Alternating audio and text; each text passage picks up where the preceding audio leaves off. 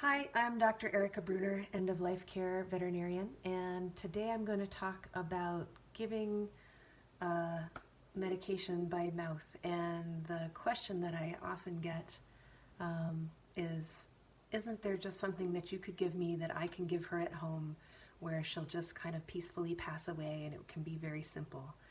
And the answer is no, unfortunately.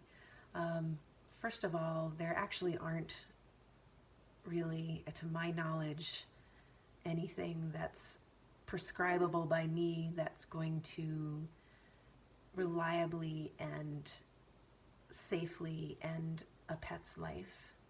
Um, the suicide prevention for human beings has resulted in a lot of positive changes in the basically it's harder to have a lethal dose of something to give by mouth, and that's a good thing.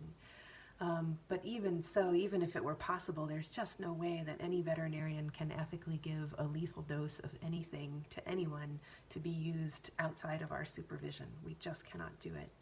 So we can't.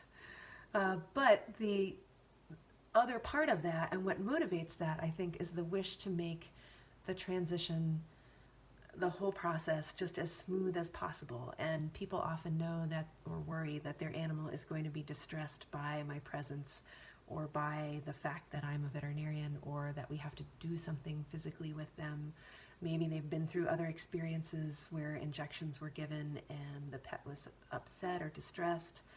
And so it is sometimes appropriate to give oral sedation for home use before I come to the house, but I don't do a ton of that, and the reason is that compared to injectable sedation, oral sedation isn't really as reliable or as rapid onset. Sometimes it's very good and peaceful and relaxing, and other times it's the opposite.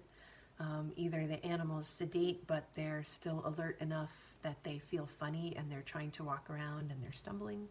Or in really rare cases, it's possible to actually have an excitement response to a medication that's supposed to be sedating. And especially if someone has never taken a medication before, I'm always aware that that might be something that could happen. And yet, there are times when somebody is either just so flipped out by a veterinary intervention that we know we need to get some sedation on board before I even start touching them, or maybe even some cases before I arrive at the house. I had a recent patient recently for euthanasia who just did not like the mailman, so whenever he arrived, she would flip out, and her person knew that she was going to do that when I showed up, most likely. And so needing to get her pretty well sedated before I arrived was important. So it is possible to give, either a mild sedative to kind of take the edge off beforehand, or a pretty significant sedative that will cause a fairly deep sedation in someone, such that, with this dog that I'm talking about, we did that with her, and she did not even wake up when I came in the room. And that was a very positive outcome.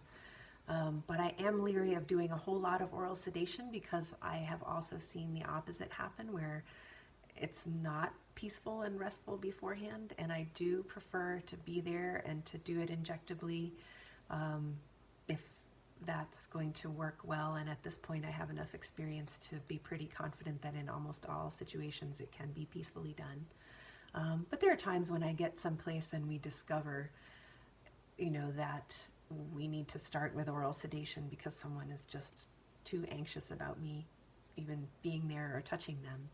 And luckily, we've been able in those situations for me to give the oral medications and to be there and watch while they're taking effect in case it doesn't go as we hope. So every vet is different. I also know of home care vets who do a lot of home euthanasia who do like to routinely prescribe oral medications beforehand. I'm not averse to it. I think the best thing to do is to have a conversation, and I always try to do that if possible, about what the pet is like, how do they feel about veterinary intervention, how do they feel about being restrained for things like maybe ear cleaning or nail trimming, or just having a physical exam in the vet. How do they feel at home about people that they don't know coming into the house? And so I try to come in with a good idea of what that pet is like and what they're going to need, and then I try to be adjustable kind of on the fly as to how to achieve the good sedation that we want. So ask questions, that's my advice. And I hope that's useful. If you have questions that you'd like to have answered in this video series, please send an email to info@heartofvermontvet.com. If you want to know more about what I do, you can visit my website, heartofvermontvet.com, and you can have a consult with me over the phone if you'd like. If you're in central Vermont, I can come to your house, and the phone number for the business is 802-552-8224. Thanks for listening.